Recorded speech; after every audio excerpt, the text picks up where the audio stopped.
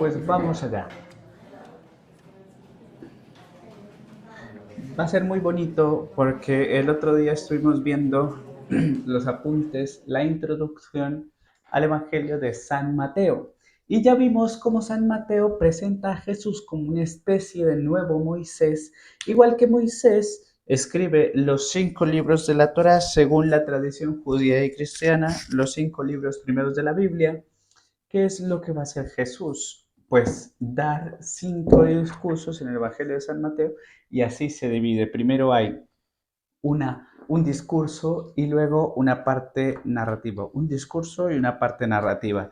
Hay algunos autores que lo hacen al revés, que colocan parte narrativa y discurso, enganchando los discursos a la narración previa. Pero yo prefiero lo contrario. Primero discurso, luego parte narrativa, primero enseñanza, luego acción.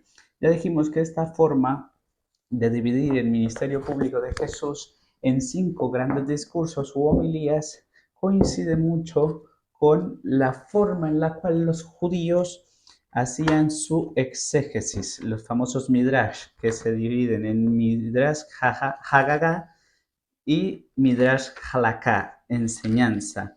Entonces, como Mateo es el más judío de los evangelistas y también está escribiendo a judíos, pues conversos al cristianismo, pues utiliza este tipo de esquematización en Evangelio. Pero además de los 5 discursos que Jesús da, dijimos que el más importante es el central, el discurso central, que es el capítulo 13, la enseñanza en parábolas, la enseñanza acerca del reino de Dios y en qué consiste el reino de Dios. No olviden que para el Evangelio de San Mateo, la venida del reino de Dios, que comienza con la llegada del Mesías, es el punto central, las parábolas del reino, ¿no? Y esto es curioso porque como ya vimos nosotros en nuestra cultura un poquito occidental, que tenemos una mentalidad más analítica, cuando algo es importante lo decimos al inicio, a modo de tesis. Esto es lo importante, ¿no? Y lanzamos una tesis. Y luego después pruebas, racionamientos, argumentos que apoyan la tesis. O más bien lo hacemos al revés. Voy dando pruebas y razonamientos para al final terminar con una conclusión. Y lo más importante lo digo al final, como conclusión. Bueno, la forma de pensamiento oriental es distinta. Y entonces en la Biblia apreciamos que hay un gusto enorme por las estructuras concéntricas, donde lo más importante lo dices colocándolo en el centro. Y así el capítulo 13 de San Mateo, que contiene la enseñanza acerca de en qué consiste el reino de Dios, podemos decir que de todos los discursos que da Jesús, pues es el discurso más importante. Bueno, vamos a comenzar el prólogo de alguna forma que no es otro que la infancia de Jesús. Y esta infancia se abre con una genealogía. Pero atención, ¿cómo comienza la genealogía de San Mateo? Dice así en griego, Biblos Geneseos. ¿Qué significa bibliogeneseos? ¿Qué significa biblios? Biblioteca. Geneseos de la genealogía de Jesús. Pero atención, porque geneseos es la palabra génesis, que significa inicio.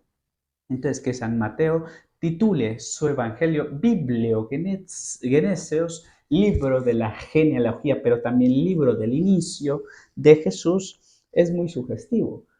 Porque ¿qué otro libro de la Biblia se llama Génesis? De donde viene Geneseos, porque Geneseos es el caso genitivo del nominativo Génesis. ¿Qué otro libro es el Génesis? El primero. Entonces, San Mateo, como es el primer evangelista que escribe, coloca Biblios Geneseos, colocándole a su evangelio el mismo título que al libro del Génesis. O sea, nosotros decimos, vale, evangelio según San Mateo, pero San Mateo no escribe al inicio de su obra Evangelio según San Mateo, obviamente. La titula Libro del Génesis. O sea, como el primer libro de la Biblia, Biblio Geneseos. libro de la genealogía de Jesús. Quiere decir que con esto se abre una nueva etapa en la historia de la salvación, que será la nueva alianza, el Nuevo Testamento. Igual que con el Génesis se abre la primera mitad de la Biblia, ¿no? La antigua alianza, el Antiguo Testamento. Vemos qué importante es analizar desde el original griego cada una de las palabras, porque cada una de las palabras es como un torpedo, ¿eh? Con estos que disparan a los barcos, ¿no? Un torpedo que contiene un significado teológico muy bonito. Pues bueno, vamos a ver por qué es importante la genealogía. Mirad, cuando toca un domingo la genealogía de Jesús, generalmente los sacerdotes suelen sudar tinta china, porque dicen, bueno, y a ver de qué predico hoy. Yo, que es la genealogía de Jesús, un montonazo de nombres raros, una letanía de nombres que son complicados, ¿no? A veces hasta de pronunciar. ¿Por qué es importante una genealogía? Bueno, vamos a ver la importancia de las genealogías en el Antiguo Testamento. Miren, estos cuadros que les doy un poquito más en oscuro, ahí en la diapositiva, suele ser la caña para pescar el pez. O sea, hacemos exégesis, fíjense de los cuadros, pero el objetivo es que no simplemente aprendamos una exégesis de San Mateo ya hecha, sino que nos capacitemos para hacerla nosotros.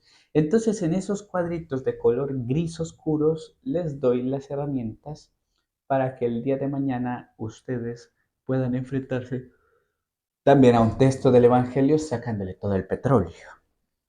¿Qué es lo primero para sacar el petróleo a un texto del Evangelio? Ver cuáles son sus géneros literarios. Y una vez que cantamos cuál es el género literario, buscamos tanto en el Antiguo Testamento como en la literatura intertestamentaria, ¿para qué sirve ese género literario? ¿Me explico? ¿Qué rollo? Una genealogía. Bueno, espera. ¿Cuándo en el Antiguo Testamento se dan genealogía y para qué sirve? Y entonces tú entenderás por qué San Mateo encabeza su evangelio con una genealogía. ¿De acuerdo? Pues vamos a ver, ¿para qué sirven las genealogías en el Antiguo Testamento? Genealogía en hebreo se dice Toledot, eh, como el nombre de la ciudad de España, ¿verdad? Toledo. Y entonces el libro del Génesis está lleno de genealogías. De hecho, el libro del Génesis, cuando se analiza un poquito su estructura literaria, se suele dividir en Toledo, en todas las genealogías. ¿Por qué? Porque la palabra Toledo, esta es la genealogía, esta es la historia de, esta es el Toledo de, siempre eso te marca como una especie de nuevo capítulo en el libro del Génesis. Bueno, ¿para qué sirve? Para situar a un pueblo en el contexto del cosmos, de los pueblos vecinos y de la historia. O sea, una genealogía te dice, ¿quién eres? Si tomas mis apellidos, Duque Hernández, descubres que, por ejemplo, Duque, que medio pueblo de Santander, lleva el apellido Lara. Y otro medio pueblo mexicano lleva el apellido Hernández, ¿no? Y ya si escuchas cómo hablas, pues bueno, ya va, ¿no? Ya dicen de dónde eres, ya vas, eres manchegüero. Entonces, de alguna forma, las genealogías expresan cuál es tu identidad. ¿Por qué el libro de Génesis está tan obsesionado con las genealogías? Porque sirve para explicar quién es el pueblo de Israel. Por ejemplo, las naciones de, no sé, Moab. Pues los moabitas vienen de la familia de Lot. Y como Lot es sobrino de Abraham y los judíos vienen de Lot, pues mis vecinos, los de Moab, estamos emparentados. Por ejemplo, los pueblos árabes vienen de Ismael. Ah, pero es que Ismael era de Isaac, hermano de Isaac. Ah, bueno, pues estamos emparentados. ¿Sí lo ven? Entonces, así constantemente en la Biblia. Por ejemplo, Edón. Los edonitas vienen de Saúl. Los edonitas eran, Edón era hermano de Saúl. Eh, ya se me fue. Entonces, esto sirve para que nosotros miremos qué tierras vamos a ocupar y para hacer alianzas. Por tanto, la genealogía va a validar la identidad. Por ejemplo, si el Evangelio pretende decir quién es Jesús y la pregunta por el quién es la pregunta por la identidad, eso se tiene que encabezar con una genealogía. Chimpón. Así de sencillo. Pero un paso más. No solo es cuestión o es importante la cuestión de la identidad, sino que la identidad marca tu misión, a lo que estás llamado. O sea, el Evangelio pretende siempre respecto a Jesús responder dos preguntas. ¿Quién es Jesús? Es decir, la cristología. ¿Y qué ha venido a hacer? ¿Cuál es su misión? Es decir, la soteriología. Jesús ha venido a salvar.